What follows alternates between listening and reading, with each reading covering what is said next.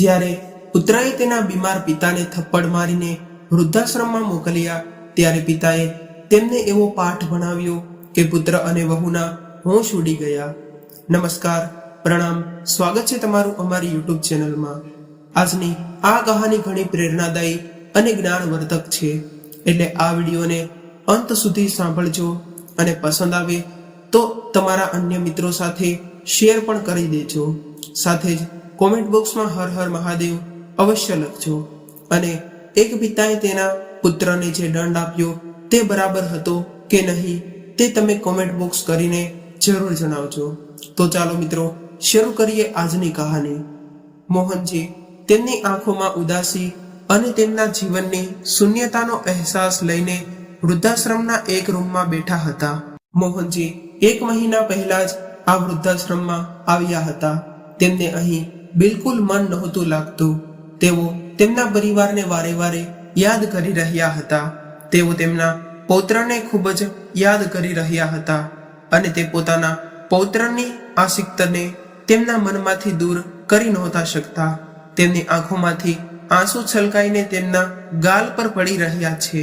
તેઓ તેમના પરિવારને ખૂબ જ યાદ કરી રહ્યા હતા અને વૃદ્ધાશ્રમના લોકોએ તેમને એવી હાલતમાં બચાવ્યા હતા તે બધું વિચારી રહ્યા છે અને તે દિવસને આજે પણ ભૂલી નહોતા શકતા.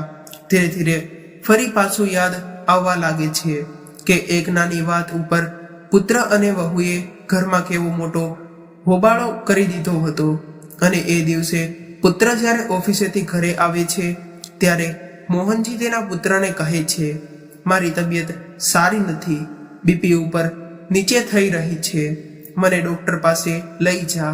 ત્યારે પુત્રએ ગુસ્સે થઈને કહ્યું કે તમારું બીપી દરેક નાની નાની વાતમાં ઉપર નીચે થવા લાગે છે, એટલે મારે તમને દરરોજ ડોક્ટર પાસે લઈ જવું પડે છે.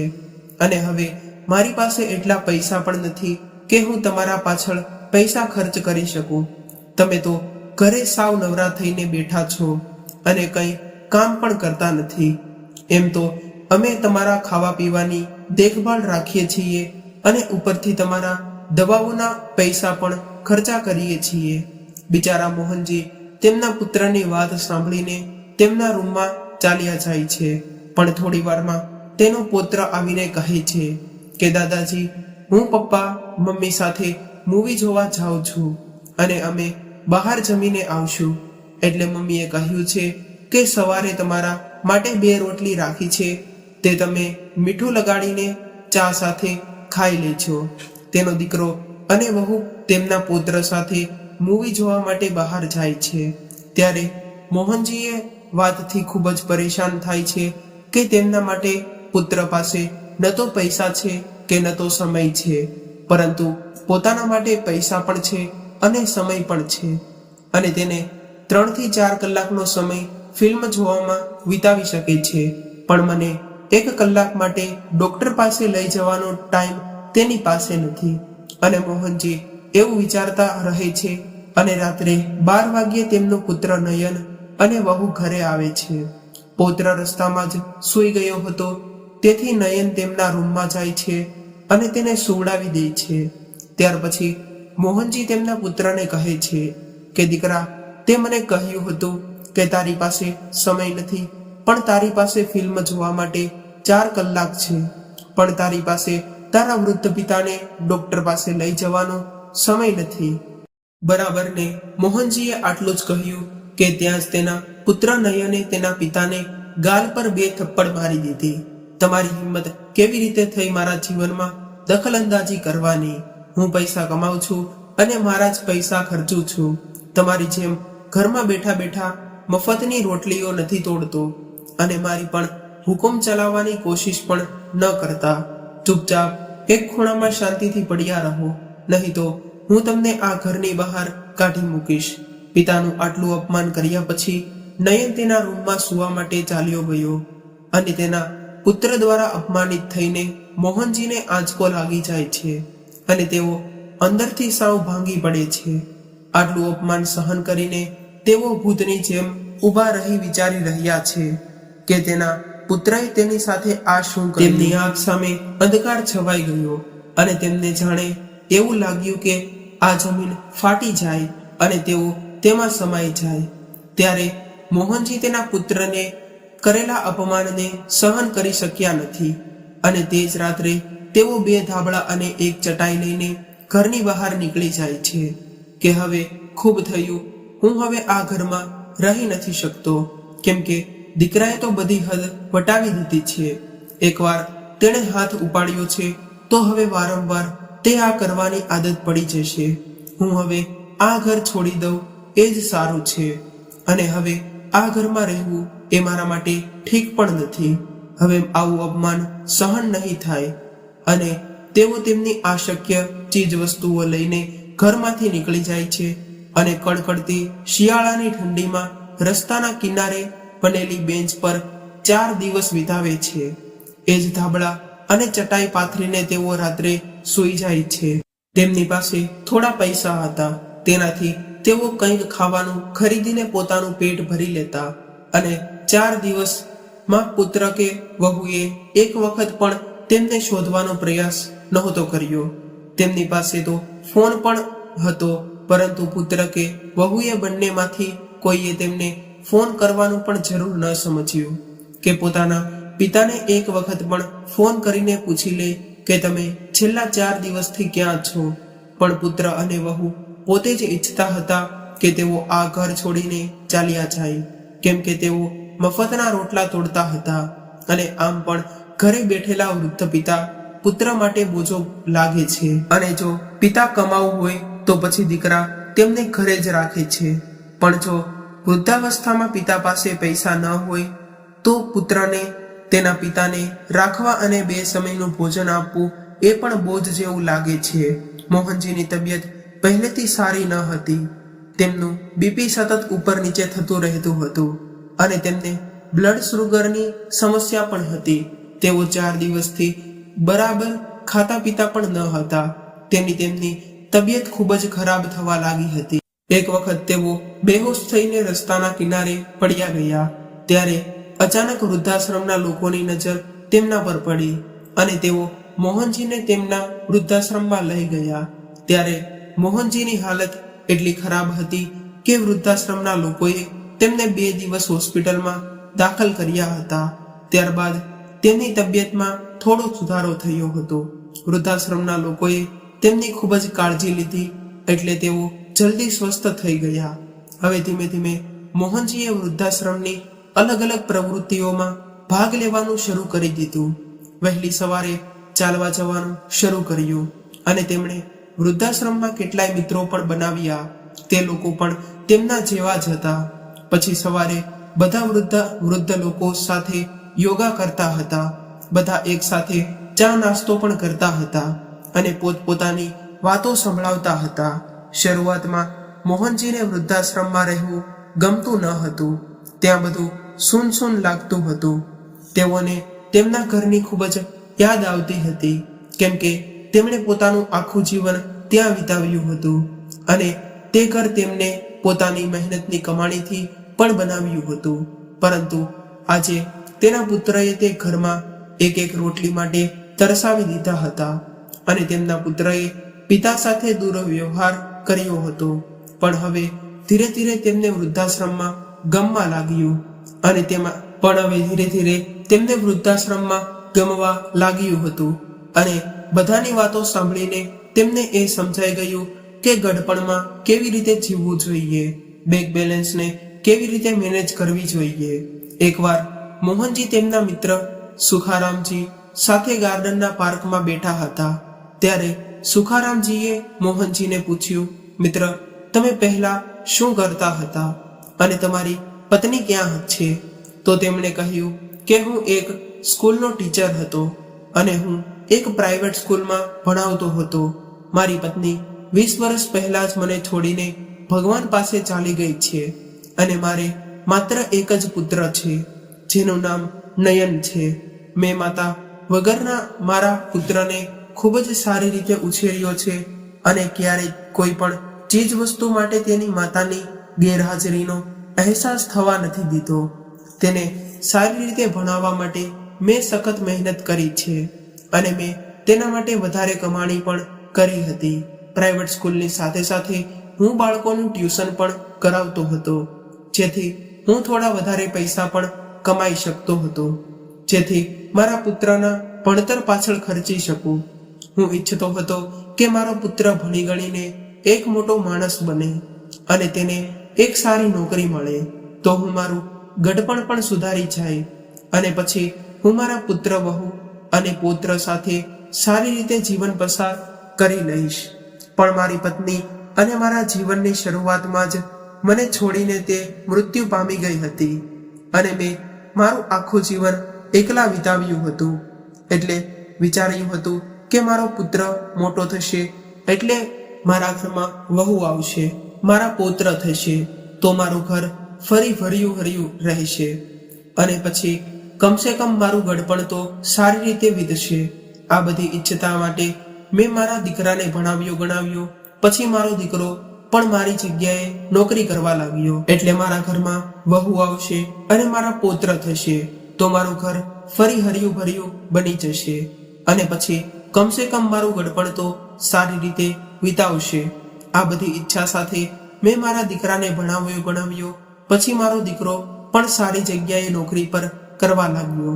પછી તેના લગ્ન થયા અને ઘરમાં એક પુત્ર વધુ પણ આવ્યા. પરંતુ મારી તબિયત થોડી ખરાબ રહેવા લાગી, તેથી મેં મારી સ્કૂલની નોકરી છોડી દીધી અને બાળકોને ટ્યુશન આપવાનું પણ બંધ કર્યું. પણ મને સુગર અને બીપીની સમસ્યા હતી.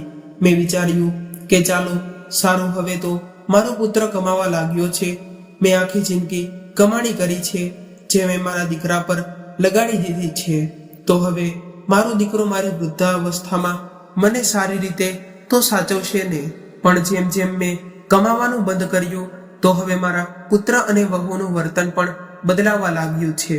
6 મહિના પછી ઘરની દરેક નાની મોટી વાત પર કલેશ થવા લાગ્યો.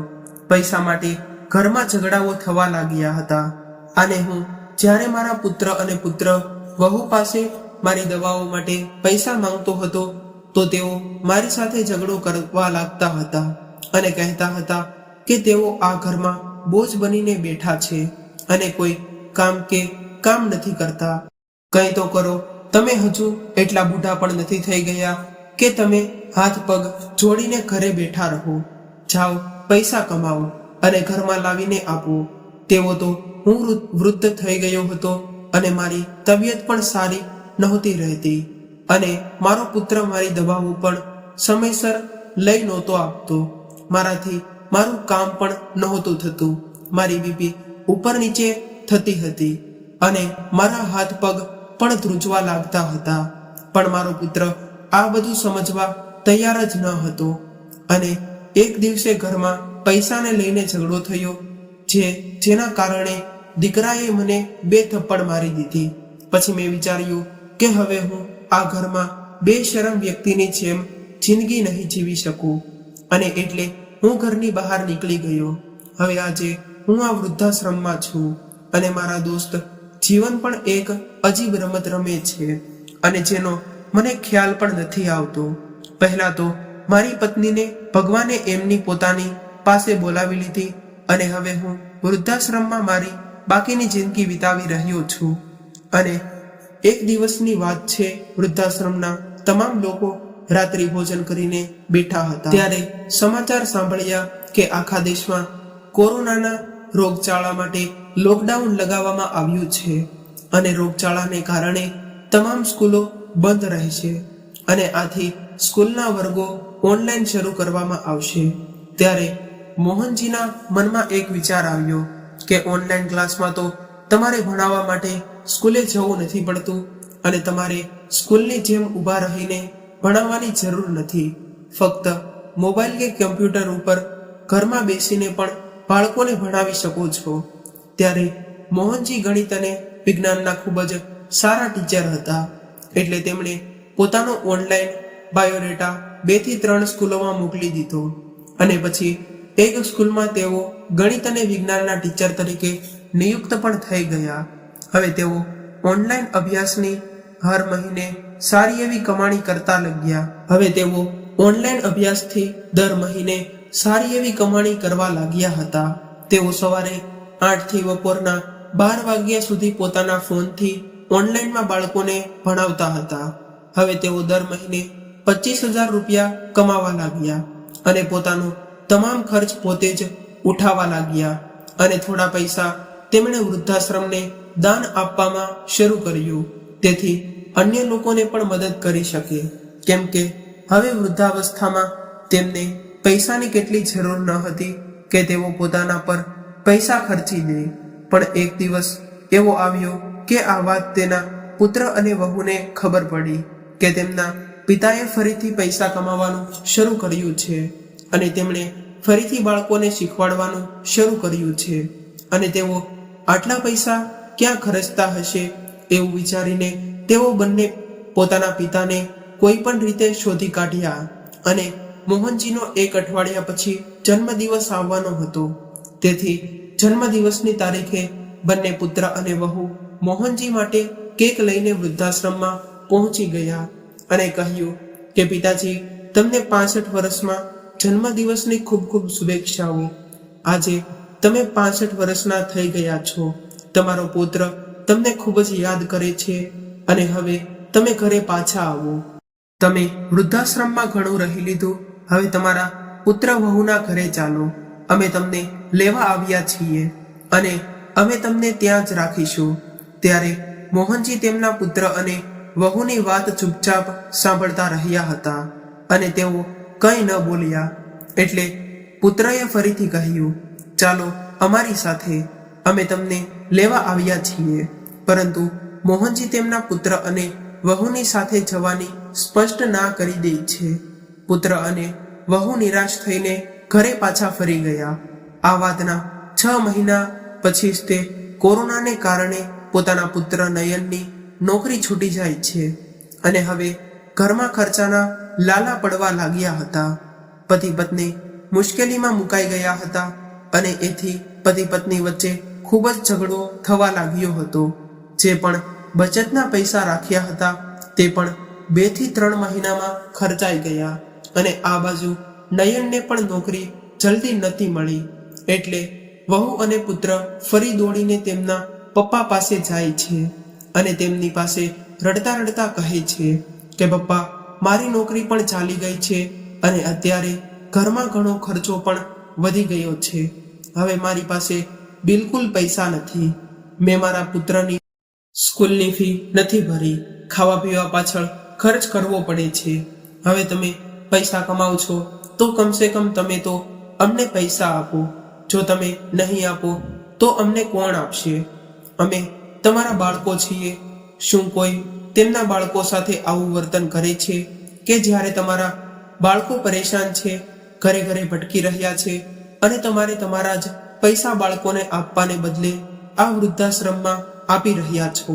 તો તમે આવા કેવા પિતા છો કે તમને સહેજ પણ દયા નથી આવતી?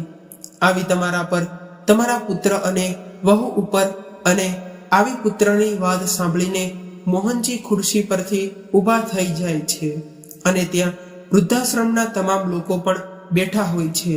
ત્યારે મોહનજી તેમની ખુરશી પરથી ઊભા થાય છે અને તેમના પુત્રની નજીક જઈને જોરથી 2 વાર થપ્પડ મારી દે છે અને કહે છે, નયન દીકરા, આજે આટલા મહિનાઓ પછી તને યાદ આવી રહ્યું છે કે તારો પણ કોઈ પિતા છે અને તારા બાપની તારા પ્રત્યે કોઈ ફરજ પણ છે.